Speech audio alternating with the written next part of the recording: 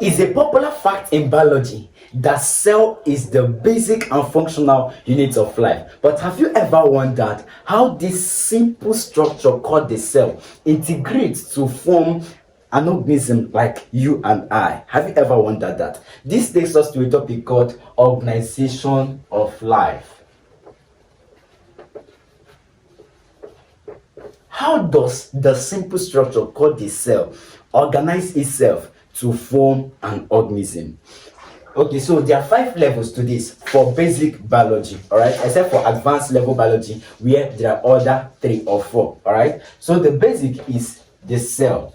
So from the cell, when similar cells aggregate, they form what is called a tissue. When the tissue aggregates, it forms organ. And there can be different tissues actually, and they are forming an organ, all right. Now, an aggregation of different organs, okay, they form the system, or you can call it an organ system. It depends on the textbook, all right. Some teachers will actually call it organ system, but I prefer to call it system, all right. So after system, a combination of different systems that perform different functions. For example, in man, we have the excretory system, the reproductive system, the respiratory system. All of them make up an organism. All right, so we can see how life has moved from cell to organism. Now, talking about the life of an organism, when the life of the cell is impaired, the life of the organism is impaired. So for a man to die, the cells needs to die first, all right. For example, let's say a man died of cancer. The cancer must have affected the cells before affecting the organism. So there can't be a breakdown of an organism without the breakdown of a system, of an organ, of a tissue, and finally of a cell. All right. Now, there are many types of cells in man, millions of cells, or countable. All right. For example, in your eyes, we have the rod and cone cells. They are actually involved in vision. All right. Then we have different cells. We have the cells of the liver called hepatocytes. We have the red blood cells, the white blood cells. All right. Now we have the tissue. For example, blood is a tissue. So we have different types of tissues in man. We have the epithelial tissues. Okay, they line the surfaces of organs. For example, the tissue in the lining of stomach and other organs in the GIT. You can see they are called epithelial tissues. Epithelial tissues. Epithelial tissues. And another type of tissue we have is called the connective tissue. It connects different aspects of the body. And an example of this connective tissue is the blood, lymph, all those things. Okay. Next one is the skeletal tissue. The skeletal tissue. This is the tissue that make up bones, all right, ligaments, and all those things.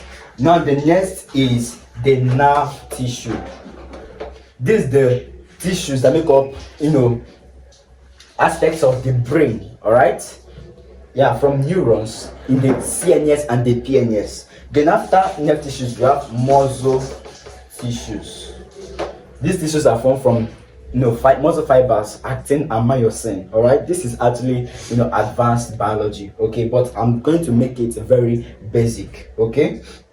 Now there are many other types of tissues in plants. For example, that's from cell. We have the xylem cells and the phloem cells. So they form the xylem tissues and the phloem tissues for transport. The xylem is for transporting water from the root to other parts of the body, to the leaves for photosynthesis and other aspects. While the phloem transfers manufactured food from the leaves to other aspects, even to the root. Okay.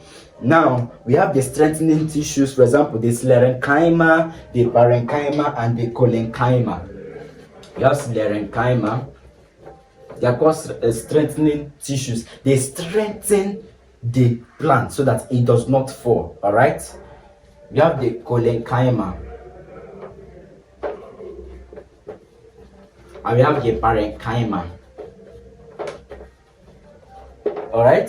So they function as strengthening tissues. We have the epithelial tissues also in plants. We have Of course, the xylem and phloem that I talked about, they are called the vascular tissues. Okay. Then we have the packing tissue that is for storage in plants. Okay. Next, we're going to talk about organ. As I said earlier, organ is the aggregation of tissues, and we have many organs in the human body. From the nose, the sense organs, they have receptor cells, okay, that perceive stimulus from the environment and transfer it to the central nervous system, where decisions and actions should be deliberated on. Then it will now pass it to the body. For instance, when you see a snake, your eye sees it. The rod and cone cells in your eyes, they see it, and they transfer that impulse to the brain, and the brain understands, wow, this is a snake. Then something happens, okay?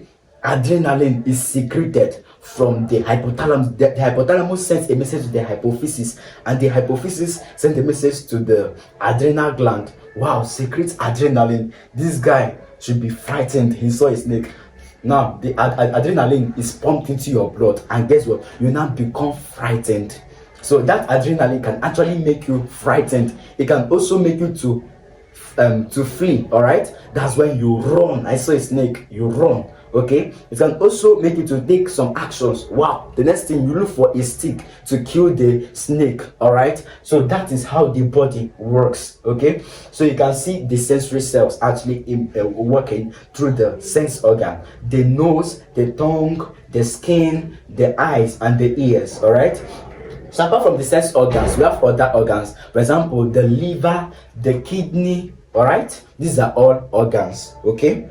Now we also have different organs in plants. We have the seed, the branch, the stem. All these are organs in plants. Even the flowers, okay, the root, the onion bulb, all of these are organs in plants. So next we're going to talk about systems, the aggregation of different organs that perform the same function. The same function of excretion, the same function of reproduction, the same function of respiration.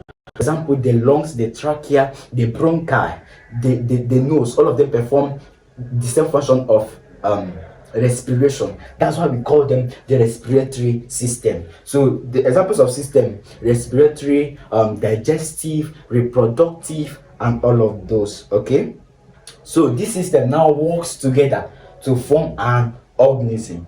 It is the combination of this that makes up a man, that makes up that plant, that makes up that animal. All right, so let's answer these questions. You're going to tell me the answer to these questions in the comment section. Are you ready for that? And if you have not subscribed to this channel, please subscribe to this channel. Our video lessons are very, very important, especially for students preparing for examinations like WAEC, NECO, and JAMB.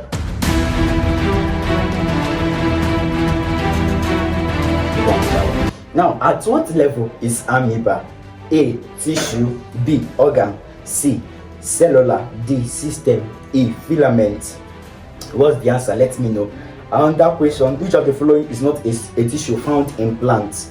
A, epidermis; B, phloem; C, xylem; D, dermis; E, mesophyll. What's the answer?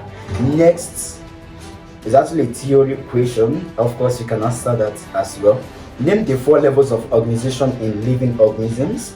Then explain 2 of the levels of the organization you named in the first question I asked. Then state the levels of organization in euglena, onion bulb, and blood. Did you enjoy today's lesson? Do you want to share this video to your classmates, to your friends, so that they can learn with you as well? This is Savage Video Lessons. See you in the next class. Bye for now.